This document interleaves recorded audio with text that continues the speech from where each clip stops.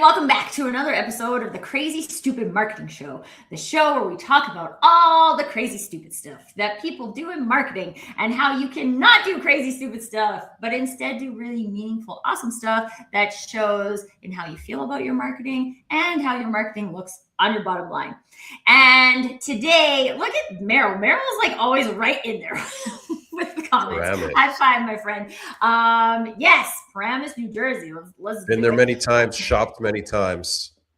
Oh, and they're having a great blizzard of 2026. As you're speaking to two Canadians, though, so it's a little bit different for us. But we're not here to talk about the weather. We're here to talk about marketing. And specifically today, we're talking about the future of marketing. And for those of you who are, I know, it's so mystical. Wow. Well, we're here to bust the myths of it today, hopefully a little bit anyway, or open some doors to some possibilities of places that we can go to.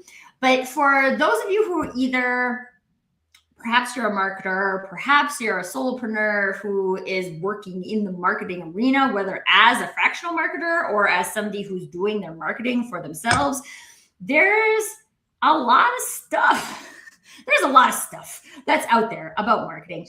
And we're going to talk about fractional marketing today and look at a whole bunch of those pieces of the puzzle. Marketing for like many years now, probably going on 30 years now, has been very outsourced. It's been freelanced. There's a lot of different silos that have been created for marketing. So we're gonna crack that egg open today and just like get some. Now I can just imagine it like, you know, when you crack an egg and it goes like all over the Depends table. how you crack it. Yeah, and whether or not it's hard boiled or not cooked yet. Yes, But we're gonna crack the shell. We're gonna look at some of these pieces. And so if you are joining us live, I can see already that we have some solopreneurs and some other marketing experts joining us. Islam, always good to see you, my friend. Feel free to get into the conversation. This is a conversation for all of us. It's not just the Tracy and Robert show. It's an opportunity for everyone to get in the conversation. So share your questions, share your perspective, share your insights. Share all the good stuff. It's going to make the conversation more robust for all of us. So before we get into that conversation, though, let's learn a little bit more about our guest for today. Robert, can you tell us a little bit more about yourself and how you ended up in this fractional marketing world? Yeah, thanks for having me, Tracy. And hello, everybody from all over the place. Great to see people from not just here in beautiful Montreal or Canada, but all over the place. So I love that. What can I tell you about myself? I mean, I've been doing marketing for the last 30 odd years. It all started with a bachelor's from Concordia University here in Montreal with a communications degree. That was circa 1990. And at that point in my life, I had no idea what I wanted to do, but somehow I fell in love with radio. So I went and did radio for the first few years in the early 90s, small town in Ontario. Some of you might know it, called Cobourg. It's about an hour east of Toronto on the big 401 Trans-Canada Highway. And I was playing the best of the 60s, 70s, 80s, and today. And I hear that radio voice in you, Robert. Yeah, that's where it comes from. That's where it comes from. And I did that for a few years and then decided to, as they say, get a real job. And came back to Montreal, and I started working for a manufacturer of rotisserie ovens. You know, those ovens that spin the chickens. So the big joke is I went from spinning vinyl to spinning chickens. And I love telling that joke. So and my title was marketing coordinator, and that was kind of my first role with an actual marketing title in it. And I've had about 15 or so since then.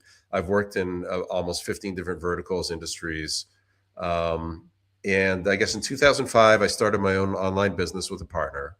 And that went really well for about 10 years. Sold my shares back to my partner in 2015. By then, I built up a big network of other entrepreneur friends. And so when they found out I had some time on my hands, they started calling me up and asking me to help them with their marketing and their e-commerce. And so it kind of started there. Back then, in 2015, the word fractional, I'm not sure if it was around yet. It certainly wasn't being used here in Canada. And so I was really, marketing consultant, right? And I worked with a lot of different companies doing a lot of different marketing, strategic stuff, a little bit of execution stuff, etc. And along the way, I dipped my toes back in the corporate world a few times. I did a digital transformation with Fairstone Financial, which hopefully you've never heard of. That is Canada's alternate lender. When you can't get a loan from one of the big six banks, you go to Fairstone. And so great company, great people. Worked there for about a year, did a digital transformation with them. I had a short stint with Air Canada. I was grateful enough to walk the hallowed halls of the Ubisoft company, big building here in Montreal. Not sure if it's still the case, but back when I was there a few years ago, they were the biggest video game studio in the world as far as number of employees. They had about 5,000 employees there, so that was pretty cool. I was working on the sales side, so they have an e-commerce site. So I was running their e-commerce solutions department for a while. And then about 3 years ago, decided to just be a full-time fractional CMO. And that's what I've been doing. And so now I split my time between that, doing my practice as a fractional CMO, and also beginning of last year, 2025, I'm sitting in front of the computer, I'm looking around, I'm like, I see all these communities for fractionals, but I'm looking for the Canadian one, and I couldn't find it. So the entrepreneur in me, of course, said, I guess I'll start it. So I go to Facebook, spin up the Facebook group, Fractional Pros Canada. And here we are, 14 months later, we have over 1,000 members in the Facebook group, another few hundred people connected to the community through LinkedIn who are not on Facebook for reasons I totally understand. And yeah, we got the fractionalproscanada.ca website up in December. And so the goal for 2025 is really grow the community. Did that, continuing to grow the community this year, 2026, and also want to get now the fractional community in front of the business community. And, I'm going to say, particularly in Canada, certainly fractionals in Canada have clients outside of Canada as well. I have a client in the USA, but there's definitely a need among Canadian businesses to know, first of all, there's a fractional option. There's a lot of Canadian businesses out there who don't know that there is a fractional option, and they kind of feel stuck. And so what happens is you either have smaller businesses who aren't quite ready to hire a full-time C-suite executive because they don't have the budget and they probably just don't need it, but they may not know there's another option. There's a fractional option. And on the other end of the spectrum, you have bigger companies who in the last year or so have started to take a really hard look at their bottom line. Like, we need to store up some gunpowder here. We need to, get ready for the worst because of all the uncertainty going on. And so they started cutting the C-suite because they're typically the highest earners. And so now those companies are now looking for, need fractional C-suite executives to replace the ones that they've shown the door to. So trying to get the word out that Fractional Pros Canada is here and, educate and serve the Canadian business community. So there, how was that for an intro? I went pretty long. That was good. No, that was good. And I just like what Meryl's saying about like how Tracy's eggs and Robert's spinning chicken like on the menu. Yes, for chicken today. And egg today. Yeah, man. It's like so protein packed. A lot of protein. The whole life cycle of a chicken is here for you today. Okay, so there's two things that I want to dive into based on your intro. So I'm going to pick one direction and hopefully get to come back to the other direction. Right. But so since marketing doing, let's call it this marketing outsourcing from either like an agency point of view, like marketing agencies have been around forever. Businesses have been outsourcing things to agencies for a very long time from a marketing point of view. That kind of led into the freelance arena where you get a lot of graphic designers, a lot of video editors, even people in the arena of email marketing, SEO, who have kind of branched out as individual specialists who are operating in those arenas. What do you see a challenge in people kind of shifting their mindset from outsourced marketing as a doing feature to kind of more of a fractional strategy point of view? Well, you mentioned agencies a lot, and The thing about agencies, and I don't want to make enemies with any agencies with what I'm about to say, but I will say that a lot of clients that come to me and to other fractionals that I know, especially on the marketing side, fractional CMOs, they often have what I would call digital marketing agency PTSD. It means they had a bad experience with the agency. And here's the problem with some agencies, certainly not all, and certainly not the majority. But these clients who come to me, they tell me the same story over and over again. And the story is that the agency was presenting to them that they would help them with both strategy and execution. But there's a conflict there because a digital agency very often makes a lot of their money on the execution side, very often taking a percentage of spend. And right away, there's kind of a bit of a conflict there. As a business owner myself, and I had my e-commerce store, my online store, I worked with some agencies. I actually suffered the same thing. I had agencies who were trying to help me, and I really believe they were. But at the end of the day, the additional spend that I had to pay them to do what I was doing myself, and then they were always trying to get my digital spend to go higher and higher and higher and giving me a million reasons to do that, even if the results weren't there. I was like, well, we need to spend more to get the results, etc. At the end of the day, I had a bad experience with digital agencies. So that's one of the issues that I see clients running into. And the other thing I think to be said is kind of niching down, knowing your niche, knowing your expertise.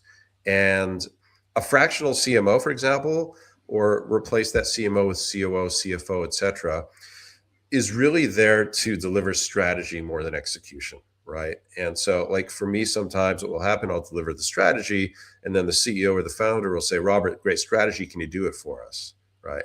And I kind of draw the line there. I'm like, I could do it for you, but it's going to cost you way more than it should. And I'm not the best guy to do it. So like if part of my strategy is you need to up your SEO game. I mean, I know SEO. I've done SEO. Am I the best guy in the world to do SEO? No. Do I live and breathe SEO all day and night? No.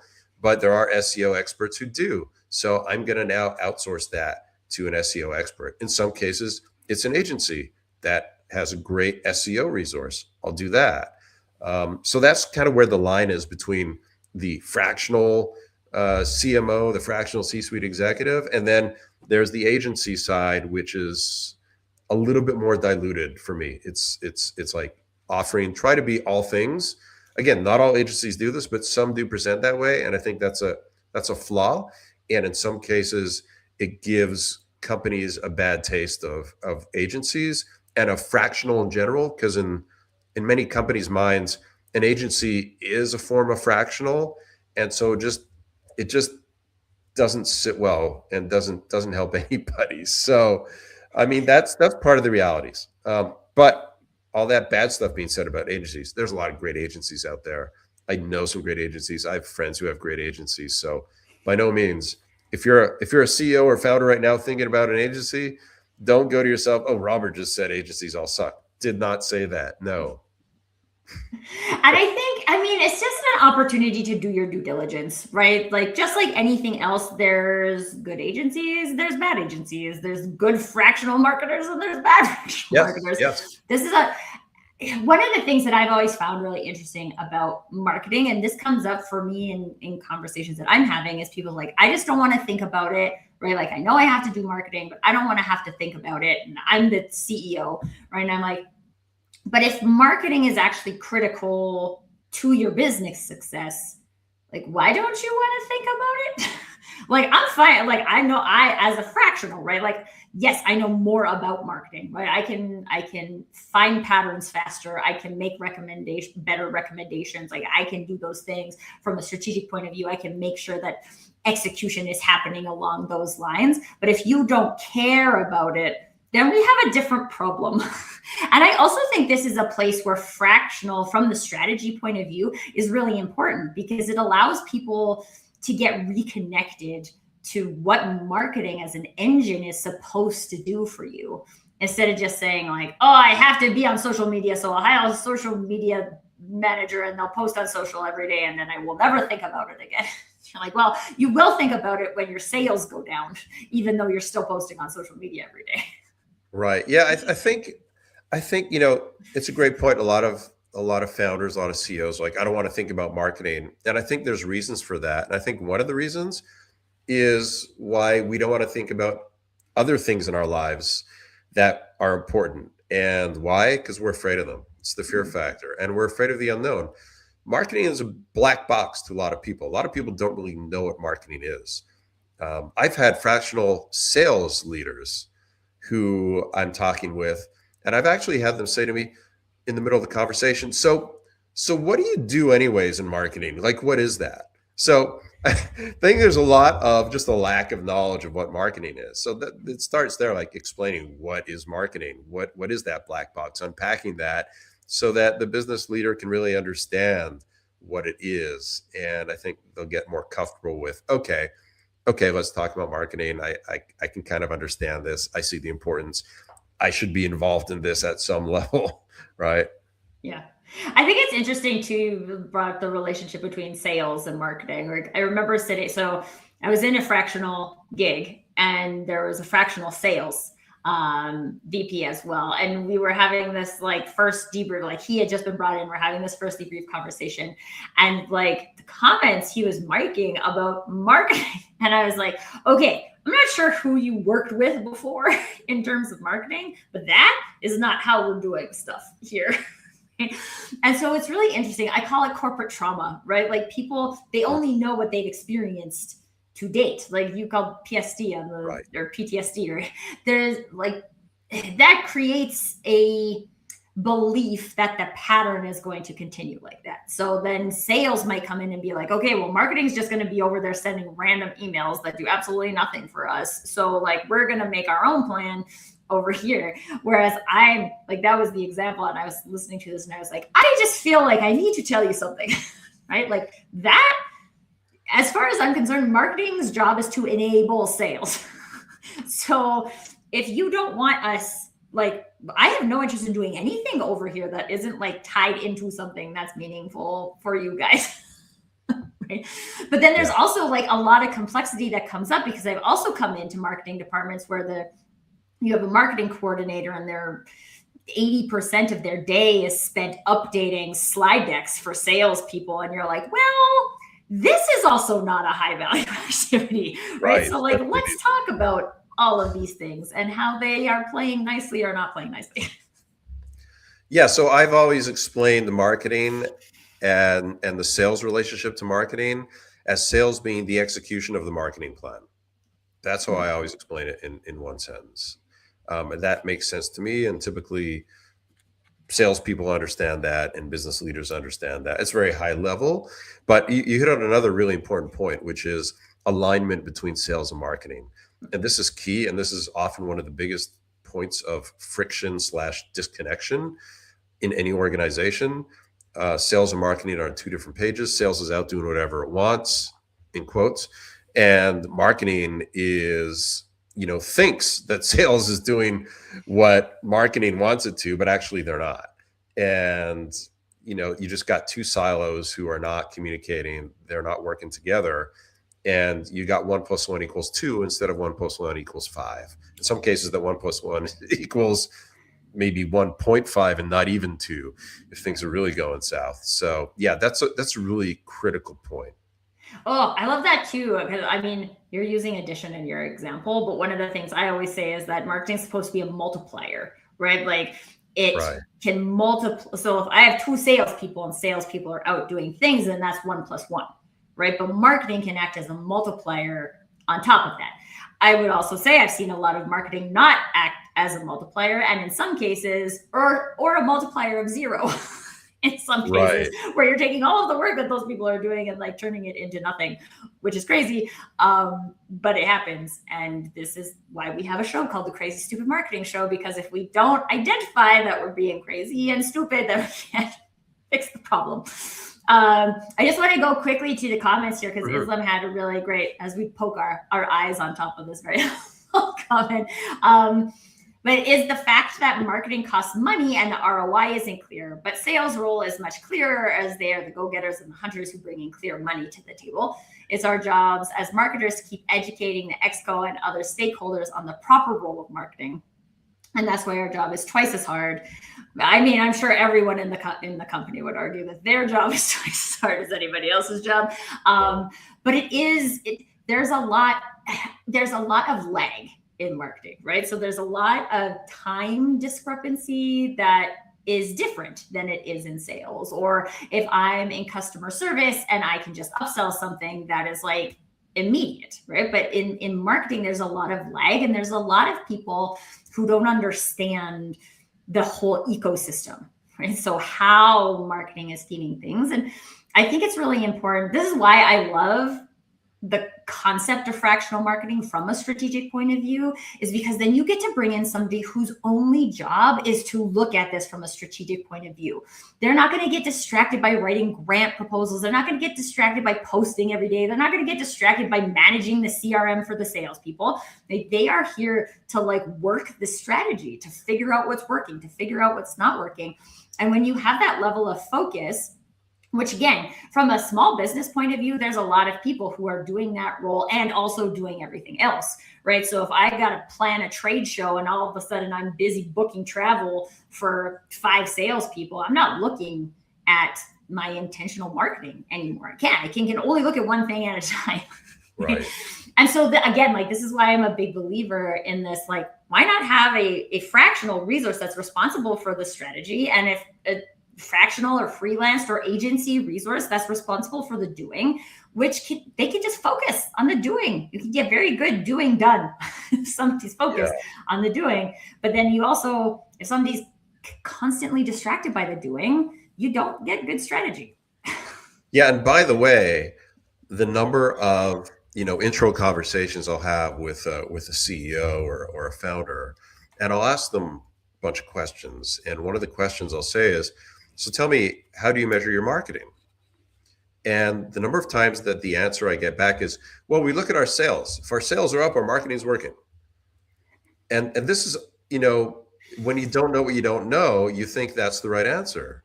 Right. And actually, I mean, there could be the biggest disconnect in the world between what sales is doing and what marketing is doing. And if you think that just because your sales numbers are good, that your marketing is good, then let's say we got a little bit of work to do. So. Well, you're probably, again, because of the time lag in marketing, if your sales are up right now, it's probably because of something your marketing did a while ago, right? So that's good. You've built up to that. But when your sales are strong, I always think is the best time to look at your marketing to get that understanding of what is connected here? What is just a thing we do? What is driving sales? Is this a longer term? Like, is this happening because we've built the brand narrative in the market and now we have share of voice? Or like, what is happening here? Because what happens generally is that when sales are down, then everybody is like, marketing, send out an email and get a bunch of sales. Right. You guys, this is not how marketing ever worked. So like, we can't, that's not how it works. Like, we gotta build something. We gotta build relationships. We gotta like bring people in. We gotta like invite people into conversation. You know what I mean? And so like, that's not how it happens. And so if you're watching this and you're like, actually my sales is like really solid right now, great time to have a fractional marketer come in and be like, oh, let's look at these things and see what we want to keep as we continue to grow, what we want to like scale on top of, what is stuff that's just, I mean, we can keep doing it. It's not hurting us, but like, it's not a multiplier. It's not additional. It's just there. So if you want to pay somebody to do that, you can, but there's no ROI for the business.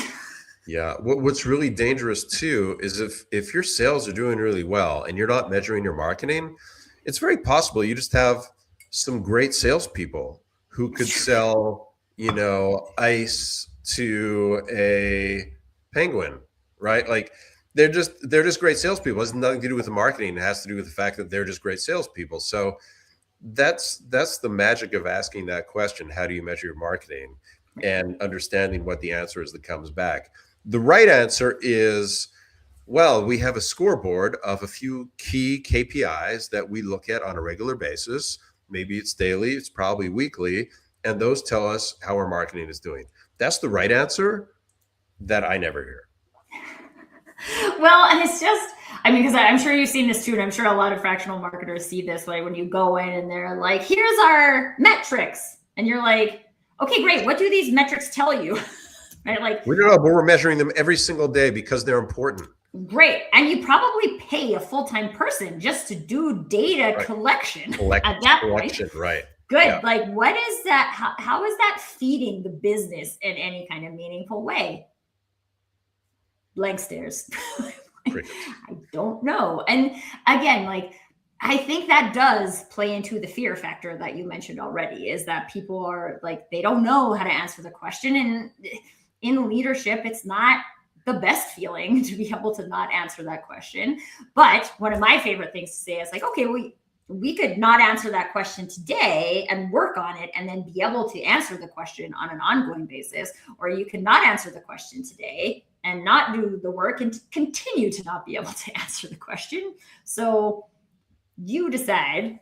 And I've had clients go both ways, right? People are just like, nope, I'm fine with just tracking how many Instagram followers we have. And I'm like, good for you. I wish you the best of luck with that. Well, that could be great. Then I ask, okay, what are your marketing goals? Again, we get crickets often, but maybe or sales numbers, right? Or then sales you're like, numbers, well, we right. want to double our revenue. Right. Like, okay, first of all, who came up with double our revenue? Right. Also, do you have like the operational support to even handle double your revenue? Because I see that is not true a lot of times. No, we just want to double our revenue because that shows growth. I'm like, technically 2% increase shows growth. So let's talk. 0.2% shows growth too. Yeah. Right. Yeah. 0.0000001%. That's growth right there. Yes.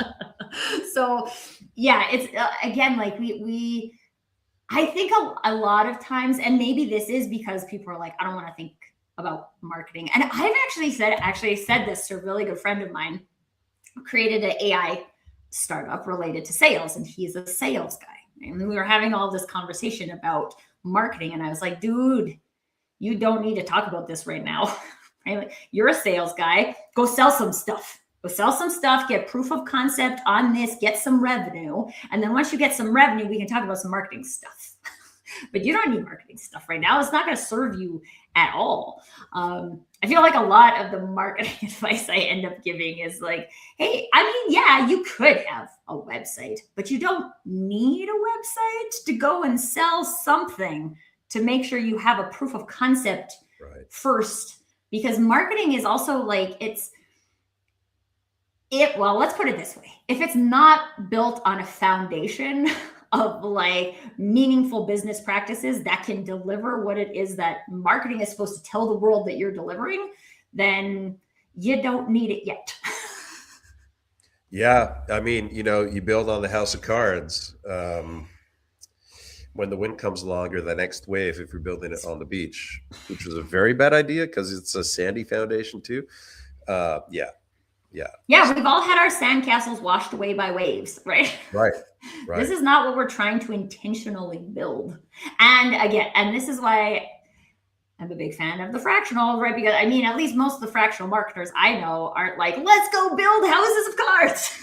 We're like, no, let's make sure we have a decent structure. I'm gonna ask you questions about that structure so that I can guarantee that anything I recommend here actually has a foundation to be built upon. And if you can't answer those questions, maybe you want to answer those questions first, or I can help you answer those questions. But if you have no interest in answering those questions, then I'm gonna just let another marketing expert who has no data that they are a marketing expert help you with that. Or a ChatGPT. ChatGPT can help you with that. All the companies who, when ChatGPT came out, like, oh, I don't need a marketing department anymore. Goodbye, marketing department. I got ChatGPT. And guess what? The first few months, their revenue went up, their profit went up, because they just cut a whole bunch of people from the bottom line, of course. but check in with them 6 months, a year down the road and see what happened. So, yeah, it's and I mean, again, every company is going to make their own decisions based on what they need, and a lot of times as fractionals, I think we find it frustrating because I can already tell you right now that what you're telling me you're going to do is not going to serve you, right? It's either not going to build a foundation or it's not going to create what you want to do. Is everything you've been doing, but everything you've been doing has gotten you to a spot where it's not serving the business. So how, this is the definition of crazy stupid marketing. It's just like doing the same thing or more of the same thing that wasn't working to make it work. It's very confusing to me. like I've seen this movie a million times, but I'm going to watch it one more time because I think maybe this time it'll end differently. Right. Maybe this time the guy's not going to get eaten by the dinosaur. Right. No, he's going to get eaten by the dinosaur every time. Yeah, he will. Yeah, Jurassic Park, one of my favorite movies.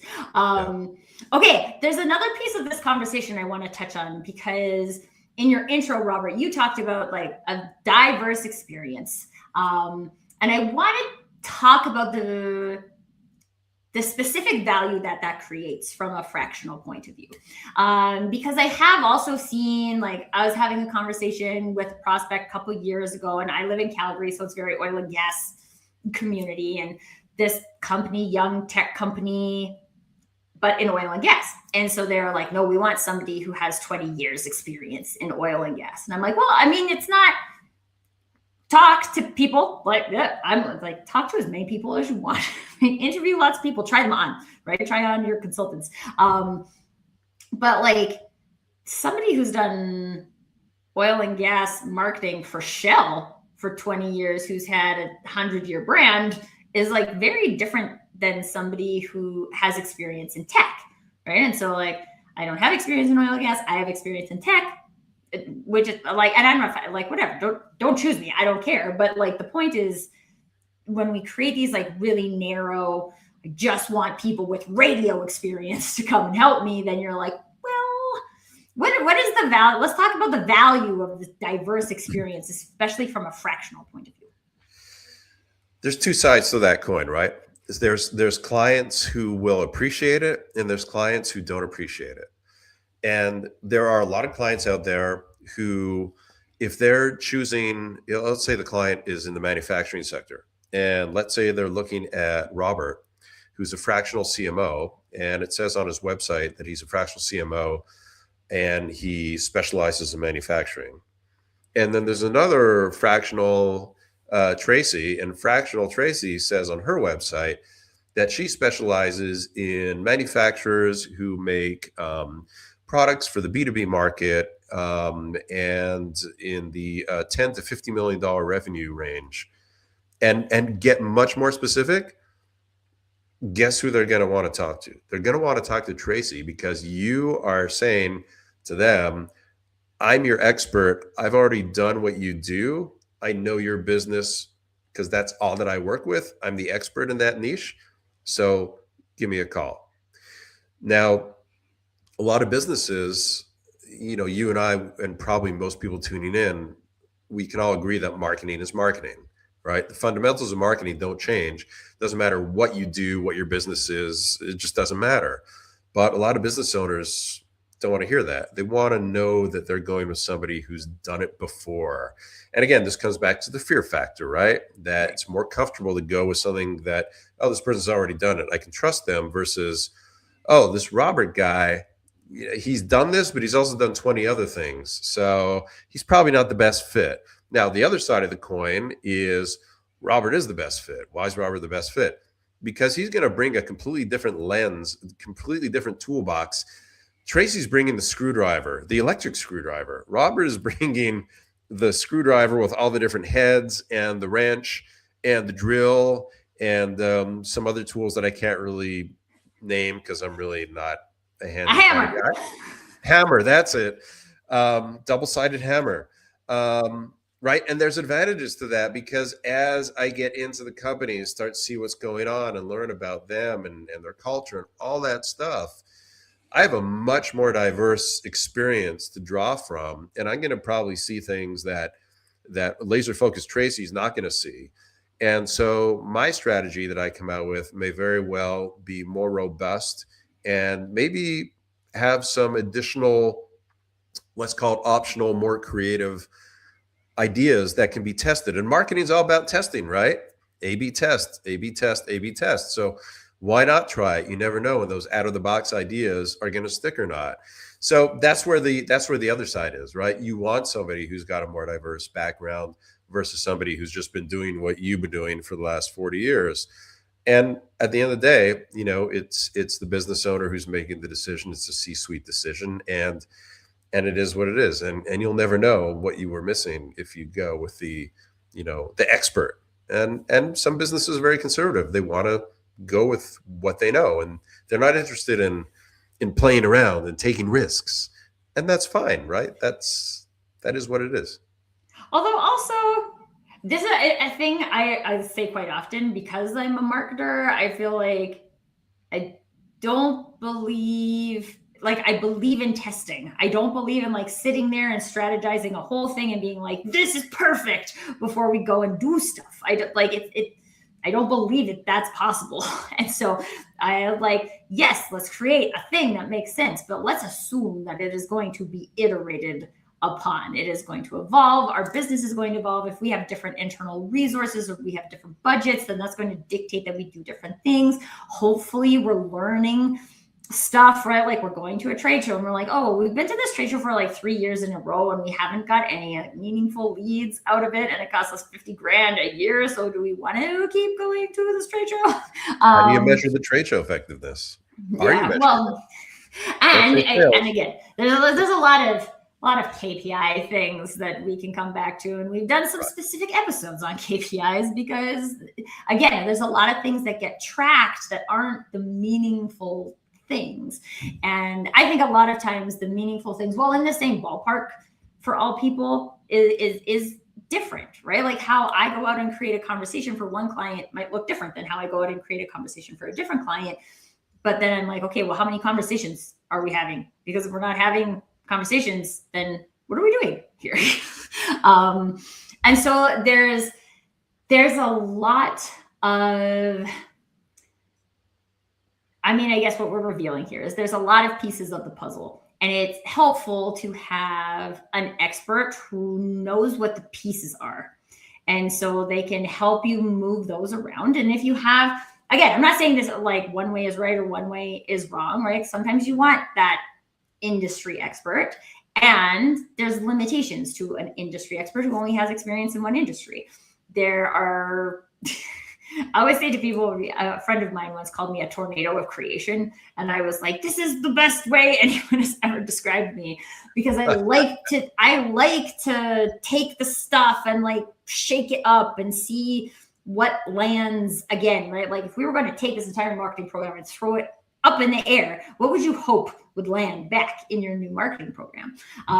There's a lot of things, a lot of dead weight that end up in a marketing program just because people think they have to do it. That's the stupid part of crazy stupid marketing.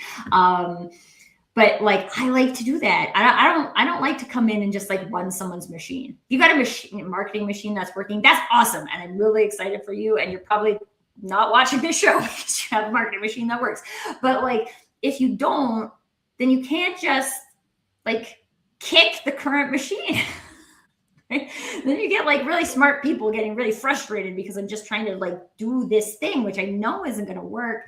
And it's like, let's make sure we're getting the right people for the right job. And then as a fractional too, it's very important for you to own that, right? Like, I'm going to be an industry expert and I'm going to go deep into this specific expertise, or I'm going to be like, hey, I intentionally, just because, or maybe not intentionally, but I have collected all this diverse experience.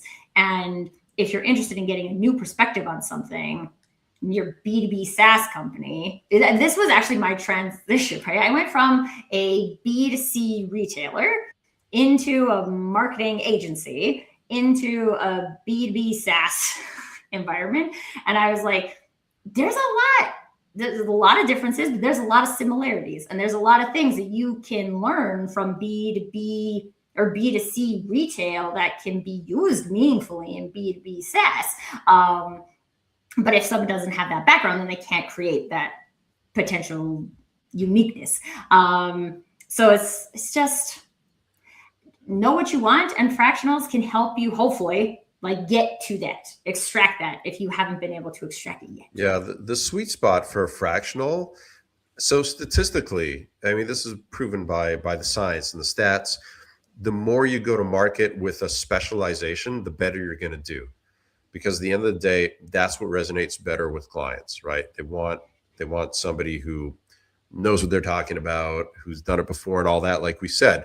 But you go to market. So somebody like me, that's what I try to do. I try to niche down, but I don't hide all the diverse experience that I've had. So I'm kind of presenting like I have done what you do before. I've worked in your industry before. I know it very well. I've also worked in a whole bunch of others, but I'm going to kind of downplay that side of it and just play up that side, the expertise side. But I'm also not going to hide it. And at some point, I'll bring it into the conversation and try to put it in there as a selling point. By the way, I've also worked in all these adjacent industries. So I'm going to bring those insights into what I do as well to help you out, which may be an advantage over just boring Tracy over there, who's just worked in oil and gas for her whole life, right? And something else that's interesting, you're talking about iterating, the importance of iterating, right? Absolutely. Any marketing professional who's not iterating is not really doing marketing. But the step before you start iterating also is, we talked earlier about you're too early for a website if you don't even have a proven product yet. But one of the other foundational elements is also defining who your buyer is and understanding who's your buyer, right? If you don't know who your buyer is, you're also too early to start constructing any kind of marketing program, because you don't know who you're marketing to. You don't know who you're marketing for. You don't know where your buyers are hanging out. What do they look like? What do they do? What do they like? All that stuff. So very key part of a foundational element of marketing is, understand your buyer, do some buyer interviews. I went through training at the Buyer Persona Institute. There's a scientific methodology of interviewing past customers, and in some cases also you want to include some buyers who didn't buy from you. Maybe they bought from the competition, or maybe they decided to do nothing. You want to speak to them too. It's prescriptive, half-hour, step-by-step, walk me through what made you start thinking about, looking for the product or service that Tracy sells, and then where did you go looking for it, and why did you look there? And you walk them down the whole funnel. And at the end of that, now you understand your buyer. You've gotten inside their mind. You've got words that they have used to describe the experience that they went through to get to you, that you can now take and put into your actual messaging. And that's going to resonate a lot better. So understand your buyer. I feel like this understand your buyer and like talk to your customers thing, it like continues to come up in episodes. So folks, just take note because it's not just me saying it. Okay, I want to go. Mary Kay has a great question here, but there's a couple other pieces in the chat I'm going to hit up first. Islam is kind of sharing what you said too here, Robert, about companies tend to bring marketers from the competitors.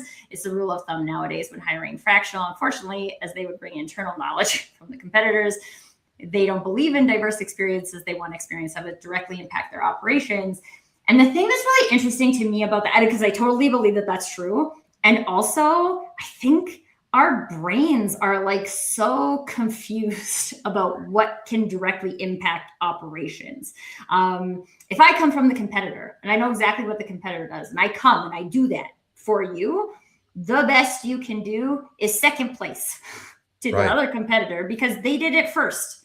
That's the best you can do. Is that what you're going for? Because if that's what you're going for, then that strategy makes sense. But I think, again, coming back to the intention of directly impacting operations, like if I come in here and I'm like, okay, so what you have is not.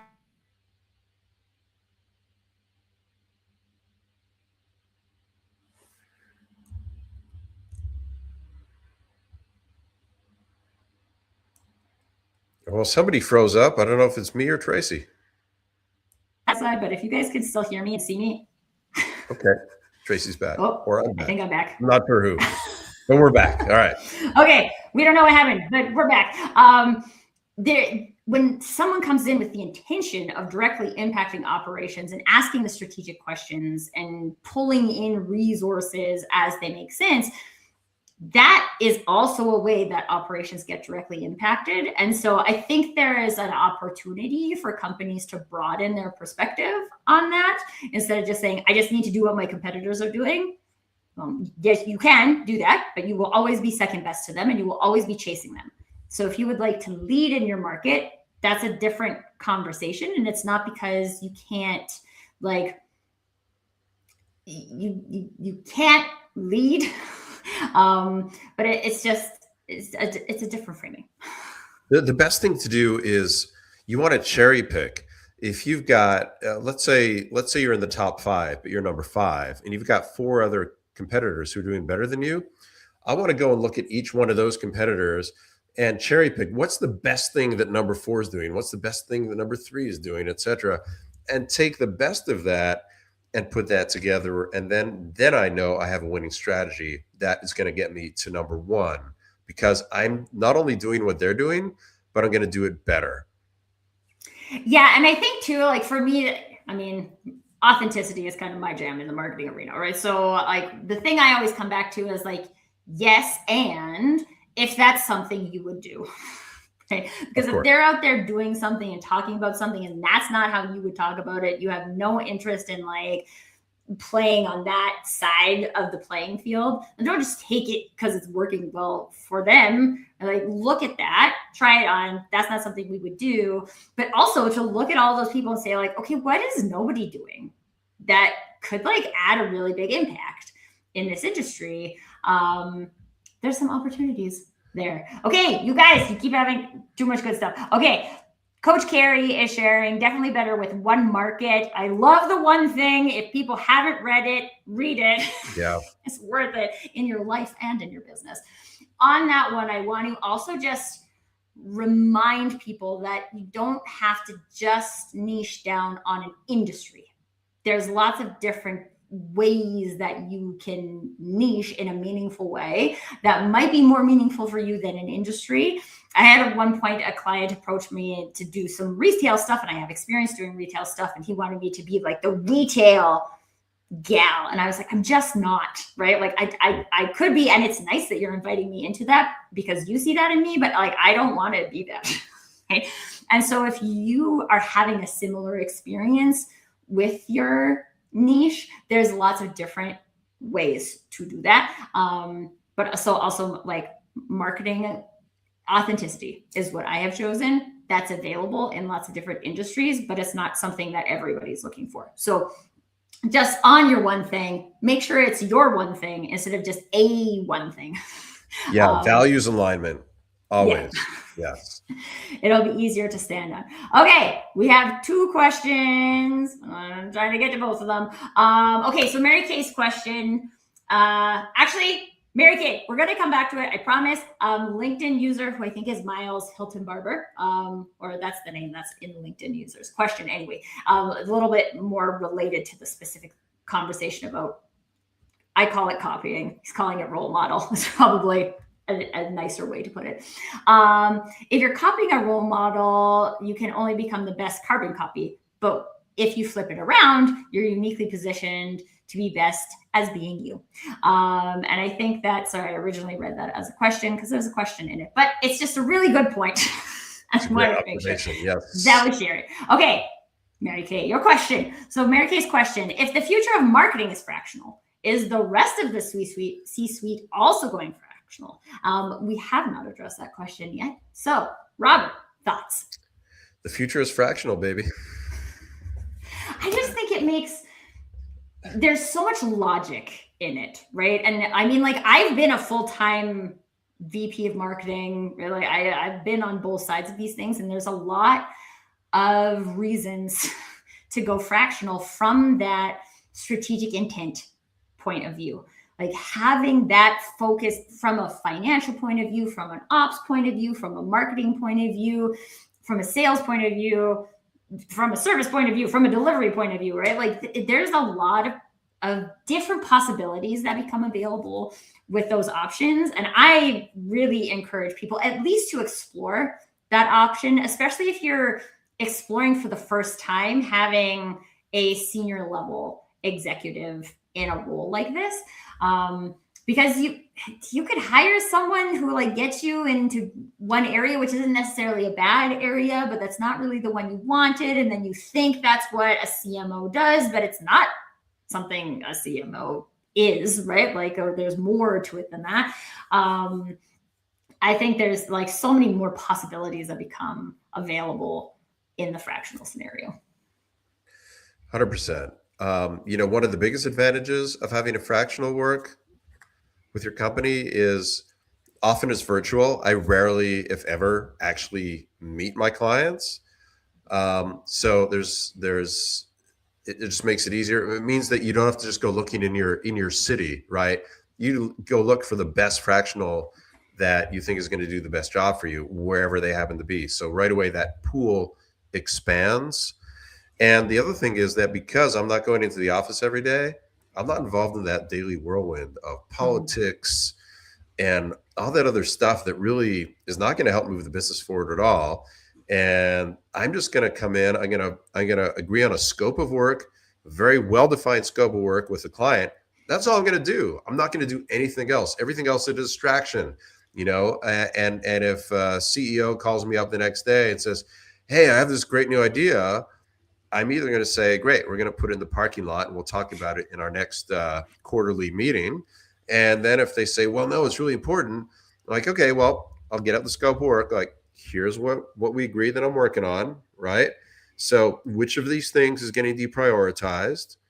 Oh, well, you got to do all those plus this new idea. Okay, well, we agreed that I'm working, on this scope of work for X dollars a month. You want to add that on? It's going to be X plus Y dollars a month. Are you good with that? Yes. Great. We'll do that. No. Well, then which one of these things is coming off the list? Yeah. And it becomes a very black and white discussion, but it's so much more efficient and focused when you're a fractional than when you're working, the full-time in corporate. I mean, I've worked full-time in corporate. I know what happens. I know what goes on. And, compare productivity levels of a fractional to somebody working full-time any day of the week. Fractional wins in efficiency and productivity. And again, because the fractional is working with multiple clients at the same time and has so much experience and is so current with things going on in your industry and maybe in other industries as well, they're bringing this richness to you that, they're not in the echo chamber, right? You're a full-time C-suite executive at a company. You're in that C-suite executive echo chamber. And at some point that starts to work against you. A fractional is virtually never going to be in that echo chamber. So those are just some of the advantages, right?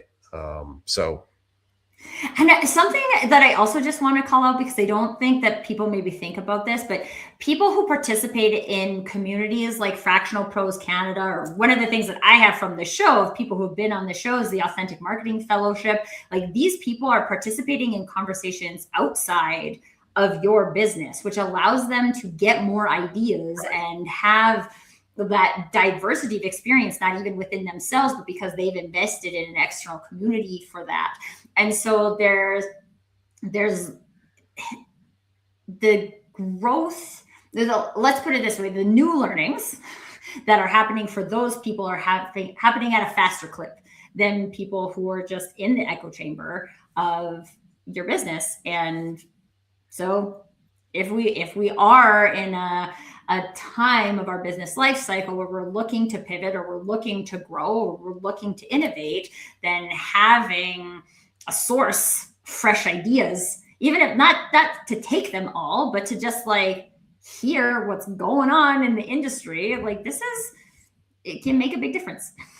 Yeah. The other thing is that when you bring a fractional onto your team, the best source of fractionals to get other leads and other clients is other fractionals. So what that means for you as a business is when you have a fractional working with you, they're bringing with them a whole network of other fractionals that they know.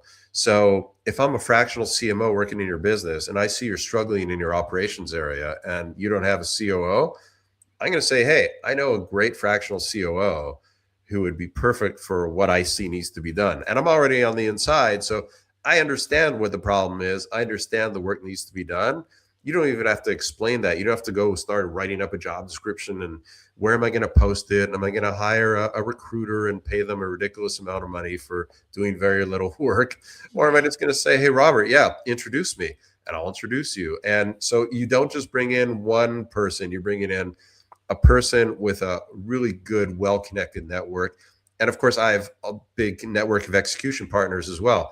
I know a great SEO person. I know a great Facebook ads person, et cetera, et cetera, et cetera. So it's like a mini team coming in to work with you and just focusing on the important stuff. I mean, I think that sounds great.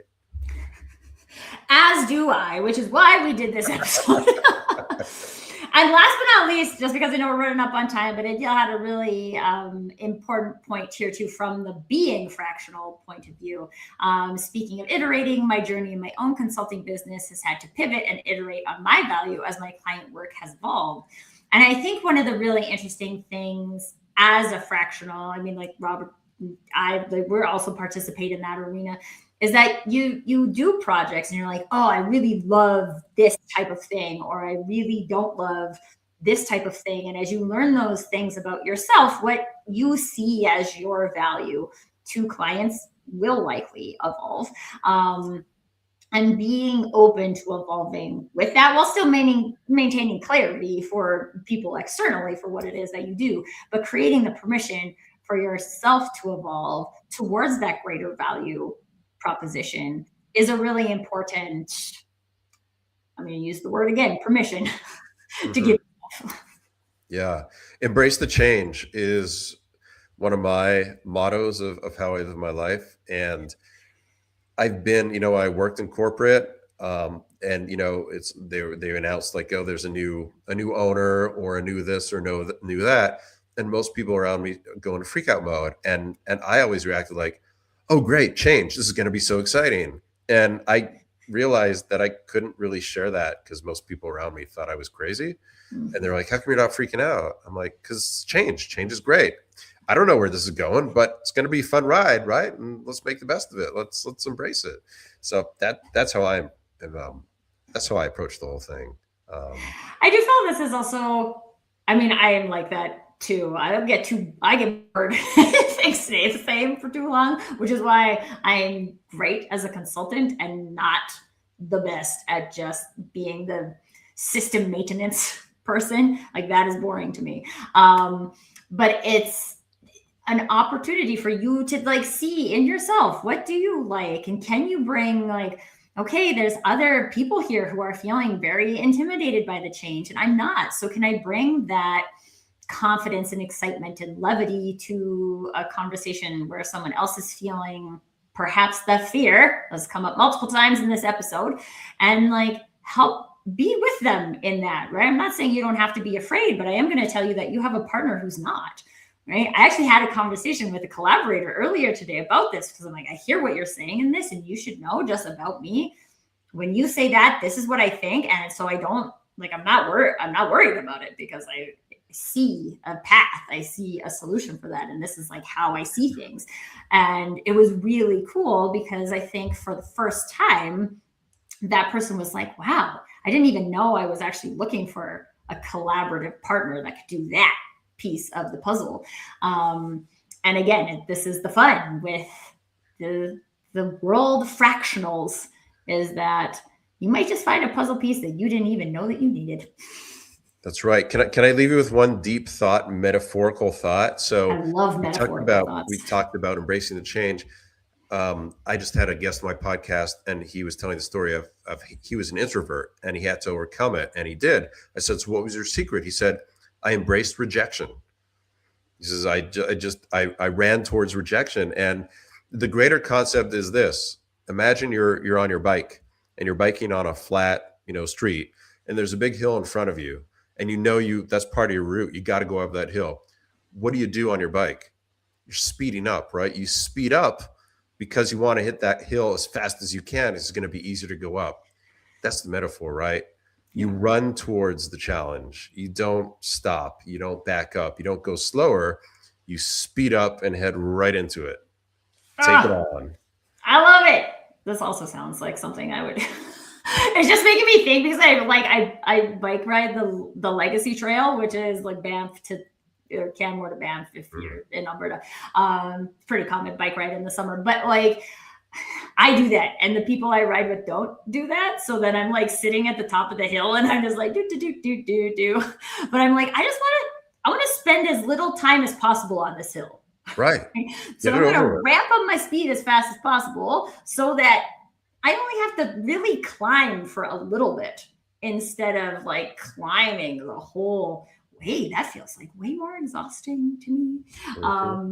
And you get to enjoy the view at the top. That's the reward, right? That's true. And then I get like nice water break while everyone is still like trudging up the hill. And then I rush them because I've been waiting for them for so long. So then they get a very small water break. Well, their loss. Yeah, well, this is also the risk you take when you go biking with Tracy. Robert, this was such an amazing episode. Thank you so much. For those of you who are in the chat, if you haven't yet checked out Fractional Pros Canada and you happen to be a fractional, I would highly recommend it. Just some like, first of all, really great people in there. If you're looking at like building your network as a fractional, this is a great place to do that. Have some chats with some of those people in there, start building that network. It's really great. Robert does a great job of managing it and creating resources and connections. Oh, go on. Oh, don't.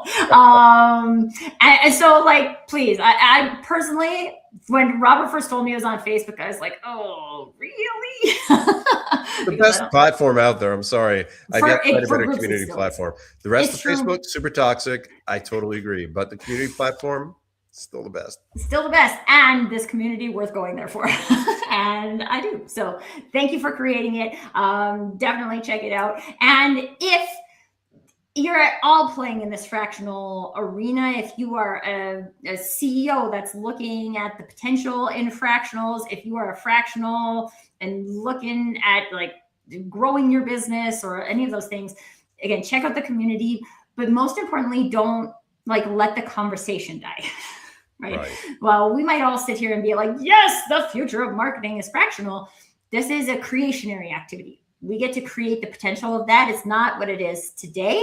There's access to it today, but there's lots of opportunities that are not yet being harnessed. So we have the opportunity for all of us to work together to create more of a narrative, more of an opportunity for all of this to be better for the individual resources who have the expertise as well as the companies that need it.